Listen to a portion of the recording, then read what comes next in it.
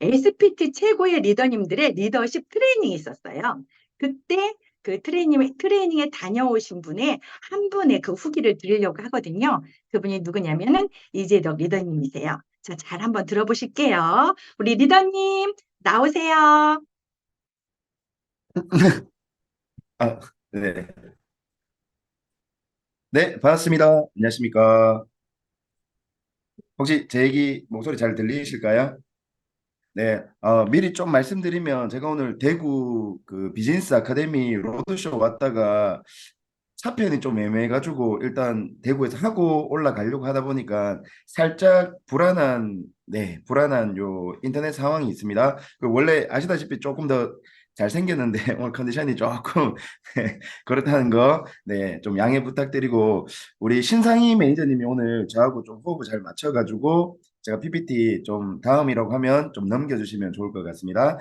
일단 그날 가서 저는 이제 최대한 처음 참석하기 때문에 그 모든 내용들을 좀 담고자 그 메모를 한 20장 정도 했고요. 그 중에서 제일 중요한 그 내용 중심으로는 정리를 한번 해봤습니다. 근데 막 길게 얘기하는 것보다 저는 엄청 좀 큰 인사이트를 좀 받았거든요. 그래서 그런 인사이트들을 좀 전하도록 하고, 그리고 제일 좀 의미가 깊었던 건 사실 우리가 회사 제품 보상 이런 비전은 늘 저희가 공부도 하고 있고 많이 들을 수가 있는데, 사실 본사에 좀 각 부서의 좀 대표님들, 이사님들이 어떤 강의나 준비를 해주신 부분이 정말 대접받는다는 느낌이 들었고, 그리고 정말 고급진 정보라는 생각이 들었거든요. 그리고 저희가 실시간으로 우리 롤프 서로구 회장님하고 줌으로 또 대화를 했는데, 저는 이번 줌에서 정말 많은 인사이트를 받았습니다. 그래서 그런 내용들 좀 핵심적인 거 중심으로 한번 제가 정리해 부분 좀 전달해 드리도록 하겠습니다. 자, 한번 넘겨 주시면 좋을 것 같습니다. 자, 요거는 한 장으로 표현하기 사실 쉽지 않은 게 거의 한 30분 정도 우리 마커스 아시아 태평양 총괄 대표님이 설명을 해주신 부분은 제가 그냥 축약해서 한번 정리를 한번 해봤거든요. 그래서 저는 참석 못 해본 이 SPT 리더십에 처음에 그 코로나 시점에 했을 때는 한 70명 정도 참석을 했다고 합니다. 근데 이번에 참석자가 대략 한 150명 정도, 그러니까 2배 이상의 좀 참석자가 참석을 했고요. 정말 제일 크게 와닿았던 부분은 일단 제가 거의 뒤에서 한 세 손가락 안에 들 정도로 제일 젊은 축이었고요. 한 60에서 65세 우리 선배님들이 거의 대부분을 차지한 걸 보면서 정말 이건 우리 김재희 GPT님이 예전에 얘기해 주셨거든요. PM의 비전은 평범한 주부가 글로벌 리더가 될 수 있고 모든 TP가 PT가 될 수 있다라는 표현을 하셨거든요. 그래서 진짜 이게 전문 지식을 가지고 있고 엄청나게 마케팅을 잘하는 사람뿐만 아니고 누구나 소신껏 건강을 챙기고 하면 될 수 있구나라는 좀 비전을 보게 됐던 것 같습니다. 그래서 뭐 말레이시아, 싱가포르, 인도네시아, 베트남, 호주, 뉴질랜드, 일본, 대만, 홍콩, 중국, 그래서 아시아 태평양 전체 시장 흐름을 좀 전해주셨는데, 뭐 모든 걸 설명하기보다 저는 제일 좀 크게 와닿았던 부분이 일단 뉴질랜드에 대한 부분이 좀 와닿았거든요. 자, 무슨 얘기냐면 뉴질랜드가 올해 4월 달에 23년 4월 달에 글로벌 런칭을 했었거든요. 근데 이번에 최초로 프레젠테이션 팀이 달성을 했다고 합니다. 한 분의 PT가 나왔는데 전 당장 영어 공부를 좀 빡세게 해야 된다는 생각이 들었던 게 한국 사람이 뉴질랜드 최초의 TT가 됐다고 합니다. 그 말은 우리가 영어가 안 돼서 외국에 갈 생각을 못 할 수 있는데 사실 아시다시피 어, 호주에 수많은 한국인이 있고요. 미국은 LA나 이런 데는 거의 한국인 촌이 있을 정도잖아요. 그래서 우리가 이 조이 그룹의 좋은 문화를 잘 시스템화하고 매뉴얼화해서 외국에 있는 한국에 가야 되겠다는 생각을 좀 많이 하게 됐습니다. 그리고 가장 좀 와닿았던 비주의 국가다 보니까 이 네트워크에 이런 법률상 바로 들어갈 수가 없는 부분이 있는데 요 페이 데이 카이라고 해서 요게 프랜차이즈 이름이라고 보시면 되겠습니다. 그러니까 PM의 프랜차이즈명이 페이 데이 카이라고 보시면 되겠고요. 이제 위챗을 활용해서 제품을 등록하고 구매를 할 수 있는 루트로 이제 조만간에 중국 시장이 오픈된다라고 보시면 될 것 같습니다. 그냥 한마디로 생각하면요. KPM이라는 생각이 들었습니다.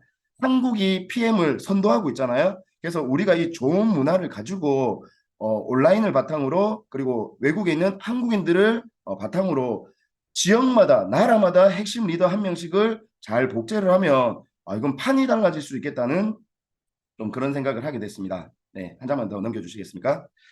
그러면서 한국에 대해서 어떤 얘기를 했냐면 한국은 PM의 롤 모델 국가라는 얘기를 했고요. 그리고 PM의 페이스메이커다. 그러니까 한국이 하고 있는 문화가 자연스럽게 동남아시아, 동북아 그리고 이제 유럽권으로 전해지고 있는 개념인데 여기서도 또 엄청 좀 와닿았던 부분이 특수 판매 공제조합 3년 동안 그 공제가 뭐 발생하는 사건이 한 건도 없었다는 거.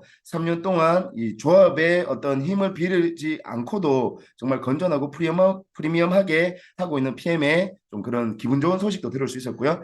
그리고 이 비전을 저는 한번 말씀드리고 싶은 게 3년 내에 소로구 회장님이 6천억 정도의 매출 목표를 공표를 하셨거든요. 그 말은 목표만을 얘기하진 않는다고 생각합니다. 그 목표에 걸맞는 또 총알을 저희한테 준비해 줄 거라고 생각해요. 그래서 멋진 신제품들이 이번에 또 그 내셔널 콩그레스부터 새로운 제품들이 지금 멋진 제품들이 나올 걸 기대하고 있습니다. 자, 그리고 이상현 이사님이라고 고객 접객에 대한 부분을 좀 얘기해 주셨는데 사실 우리가 흔히 좀 스트레스를 받고 있는 영역이 저는 콜센터라고 생각하거든요. 근데 콜센터는 그야말로 전화 상담하는 곳인데 여기에 부서명이 바뀐 게 커스터머 서비스 센터. 그러니까 조금 더 질적인 그런 걸 하겠다라는 얘기를 하셨고 저는 한 명의 사업자로서 정말 반성도 많이 했고 이건 우리 파트너들에게 꼭 복제해서 얘기해 줘야 되겠다 싶었던 게 5일, 15일, 25일이 결제일이다 보니까 그 콜이 엄청 많은데 그중에 15일 날 하루 7천 건 정도의 콜이 들어온다고 하고요. 그중에서 무려 34% 정도가 오토십에 대한 그 콜인데 이게 한 번만 생각해 보면 별로 콜 안 해도 되는 것들이 많거든요. 그래서 우리가 전화 안 된다라고 말하기 이전에 과연 우리가 전화를 해서 물어봐야 될 건인지 스스로 한번 생각해 봐야 된다는 생각이 들었습니다. 자, 그리고 다들 아시다시피 글로벌 홈페이지하고 한국 홈페이지가 있는데 이걸 매칭을 해가지고 하나로 연결하는 작업이 보면 우리는 느리고 잘 안 된다라고 생각할 수 있지만 이게 보통 작업이 아니라고 생각합니다. 근데 이 보통 작업이 아닌 걸 지금 거의 완료가 되고 있고 차츰차츰 더 업그레이드가 되고 있는데 그중에 이번에 그 장바구니 시스템이 등록이 됐잖아요. 이 장바구니 시스템을 정말 전략적으로 우리가 잘 활용해야 됐다는 생각을 이번에 또 하게 됐습니다. 네, 한 장 넘겨주시고요. 개인적으로 제일 좀 조심스럽게 받아들였던 부분이 우리 배민호 이사님이 컴플라이언스에 대해서 얘기를 했거든요. 요즘 저희 온라인 재판매라든지 덤핑 판매 이런 것들 때문에 이슈가 많이 되고 있는데 컴플라이언스는 게임의 룰이다, 게임의 법칙이다라는 얘기를 하시면서 그 한국에 제가 고등학교 때인가요? 저희 삼촌 또 엄청 하이핀을 갔던 제이유라고 하는 회사 얘기를 하는데 여튼 짧은 시간 안에 2조 3천억 매출을 올렸는데 거의 신기루처럼 사라졌다고 합니다. 예, 그 계기가 된 게 바로 컴플라이언스 위반이었고 조이그룹에는 있는 문화와 가치와 철학이 없었다는 겁니다. 그래서 거기서 배민호 의사가 얘기했던 한마디가 빨리도 중요하지만 급성장도 중요하지만 이게 오래 갈 수 있는지에 좀 더 포커싱을 하면 좋겠다라는 얘기를 하셨고요. 또 우리 조호정 상무님이 정말 심플한 것 같습니다. 세 가지 3년 내 목표를 이야기해 주셨는데 일단 본인이 안 한다고 너무 쉽게 얘기한 게 아닌가 싶을 정도로 1조 1조의 목표를 이야기하셨고요. 그리고 지금처럼 글로벌 랭킹 대한민국이 선두주자가 되겠다. 그리고 현재 70만 명의 소비자가 있다면 이제 3년 내에 120만 명 정도로 그 더 높게 이제 목표를 올려가겠다라는 이야기를 했고요. 이때부터 이제 제일 중요한 얘기인 게 소로구 회장님의 어떤 메시지 중에 가장 중요한 걸 제가 한번 뽑아가 봤습니다. 저는 몰랐거든요. 우리 소로구 회장님은 그런 줄 몰랐는데 현직 창업자가 CEO인 유일한 회사가 PM 인터내셔널이라고 합니다. 그러니까 다른 회사들은 어찌 보면 좀 역사가 있는 걸 수도 있지만 좀 창업자가 없는 상태에 또 이런 주주들이 하고 있는 거라면 우리는 후가 경영하고 있는 그래서 좀 신속 정확 빠르게 뭔가를 실행하고 있는 그런 좀 또 자부심 있는 이야기를 들었고요. 소로구 회장이 가장 많이 얘기했던 부분이 사람들이 사업을 하다가 언제 확신을 느끼는가? 네, 바로 요 IMM 인센티브 윈터 리더십 월드 투어 PT 인정 시 그리고 이번에 10월 7일인가요? 내셔널 콩그레스라는 이야기를 하셨거든요. 무슨 얘기냐면 보여주는 게 비전이라는 거죠. 그래서 수많은 사람들이 이렇게 멋지게 사업하고 있다는 거. 저도 처음에 두바이하고 독일 갔을 때 어떤 생각이 들었냐면 한국에서 IMM이라는 단어, VP라는 단어를 쓸 때는 가슴 뛰지 않았거든요. 근데 외국에 갔는데 10년 차, 20년 차 IMM VP들이 너무 많았거든요. 그리고 그분들은 당당하게 IMM 배지를 달고 I am IMM이라는 얘기를 정말 좀 뭐라고 해야 자존감 넘치는 표현을 하는 걸 보면서 아 이게 진짜 숭고한 어떤 레벨이구나라는 생각이 들었습니다. 그래서 그런 좀 비전의 장소에는 저는 빠지지 않는 게 참 중요하다고 좀 느꼈습니다. 네. 자, 그리고 둘 중에 뭐가 중요할까요? 당연히 우리가 어떤 새로운 제품을 파는 것도 중요하지만 그보다 더 중요하게 여겨야 되는 건 내 파트너들을 찾아서 처음부터 대단한 파트너가 없을 수 있잖아요. 그런 파트너들 잘 찾아서 그분들을 잘 육성을 해서 그분들과 함께 성장하는 거. 그러기 위해서는 나부터가 좀 페이스 메이킹을 할 수 있어야 된다는 얘기를 하셨고요. 자, 제일 크게 와닿았던 게 바로 이 부분이었습니다. 비즈니스 프레젠테이션을 이야기하셨는데요. 본인이 3명도 해봤고 30명도 해봤고 120명도 해봤고 매일도 해보고 일주일에 2번, 2주일에 한 번, 한 달에 한 번, 매주 그러니까 수많은 데이터를 확보할 정도로 많은 비즈니스 프레젠테이션을 해본 결과로 무슨 얘기를 했었냐면요. 자, 다음 장에 한 달에 한 번 비즈니스 프레젠테이션을 하면 그 사업이 축소가 된대요. 그리고 2주에 한 번 겨우 하면 유지는 된다고 합니다. 근데 일주일에 한 번 정도 하면 성장할 수 있다고 하고요. 만약에 조금 살짝 미쳐가지고 한 주에 2번 정도 하면 기하급수적인 폭발적인 성장을 한다는 얘기에 저는 조금 반성을 했습니다. 도이그룹 줌 미팅도 있고 뭔가 이렇게 자주 들어가고 있다라고 생각했는데 여기서 말하는 프레젠테이션의 핵심은요. 온라인이나 줌을 이야기하는 게 아니고 현장에서 고객들과 직접 접객했는 그 오프라인 현장을 이야기한다라고 보시면 좋겠습니다. 자, 그리고 그 많은 프레젠테이션 중에 오스트리아 이야기를 하셨는데 180명을 이제 모셔놓고 PT를 했어요. 그리고는 175명이 사인을 했다고 합니다. 대박인 거잖아요. 그러면 이제 빨리 집에 가가지고 혼자 흥해가지고 맥주도 한잔하고 할 수 있는데 거기에서 5명 정도가 했다라고 하시는데 그 자리에서 5명을 앞으로 초대한다고 합니다. 그리고는 여쭤본대요. 혹시 제 프레젠테이션이 마음에 안 드신 건가요? 왜 가입을 안 하셨죠? 라고 얘기하니까 이제 그분들이 뭐 좀 쫄아서 그런 걸 수도 있고 서로 회장 덩치 좋잖아요. 여튼 5명이 다 가입을 했대요. 그 말은 180명 100%가 가입을 했다고 합니다. 자, 그러면서 무슨 얘기를 하셨냐면 이 상황에서 결정은 그들이 하는 게 아니고 내가 하는 것이다 라는 이야기를 하셨거든요. 저는 그 말씀하시는 정말 잔잔한 목소리를 이야기하셨는데 눈에서 확신이 보였거든요. 정말 이게 맞고 이게 프리미엄이고 이게 진짜 좋다면 우리는 그들에게 진짜 정확하게 이걸 해야 되는 이유를 잘 설명하고 할 때까지 계속해서 처음 미팅에서 안 될 수도 있잖아요. 그럼에도 몇 번을 찾아가서라도 저희는 그 확신을 줘야 되는 거. 그게 바로 챔피언의 레벨이고 챔피언의 근육과 같다라는 이야기를 하셨고요.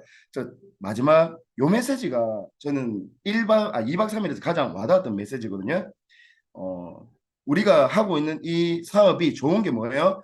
내가 사람이 죽으면 이름을 남기고 호랑이가 죽으면 가죽을 남기고 우리 PM 사업자들은 죽으면 코드를 남긴다고 합니다. 우리 강경 대표님도 이렇게 얘기해 주셨는데 이거 너무 인사이트 있는 거 아닌가요?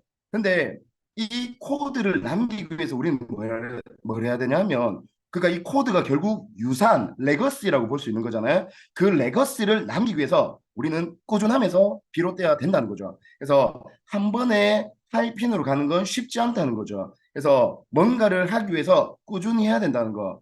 근데 그때 가장 큰 장애물이 항상 꾸준한 게 가장 큰 장애물일 수 있다는 거죠. 그 말은 꾸준한 것 자체가 쉽지 않다는 거고요. 우리가 꾸준하기 위해서 유일한 적이 바로 자기 자신이라고 합니다. 그러면서 마지막 소로구 회장의 어찌 보면 대단하지 않은 메시지로 오늘 마무리하도록 하겠습니다.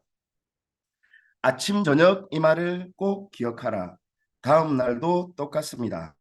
진실하시고 모든 것을 컨트롤하시고 결정하시고 꿈을 크게 꾸시고 항상 꾸준하게 도전하면 도달할 수 있습니다. 그래서 우리 속도도 중요하지만 그보다 우리 꾸준히 하겠다는 거, 오래 하겠다라는 이 장인 정신의 마음으로 하시면 우리 모두 좋은 유산을 자녀들에게 후대에게 물려줄 수 있을 거라고 생각합니다. 이상 이재덕이었습니다. 감사합니다.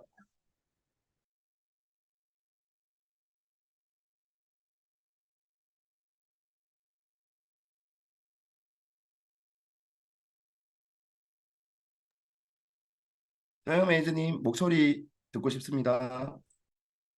네, 들리나요? 네. 이재덕 리더님의 말씀 중에 가장 기억에 남는 게 바로 꾸준함이에요. 네, 유산은 꾸준함에서 이루어진다는 거, 그 꾸준함이 가장 중요한 것 같아요. 자, 이 시간에는, 들어가기 전에 다시 한번 우리 이재덕 리더님께 감사의 박수 보내겠습니다. 감사합니다.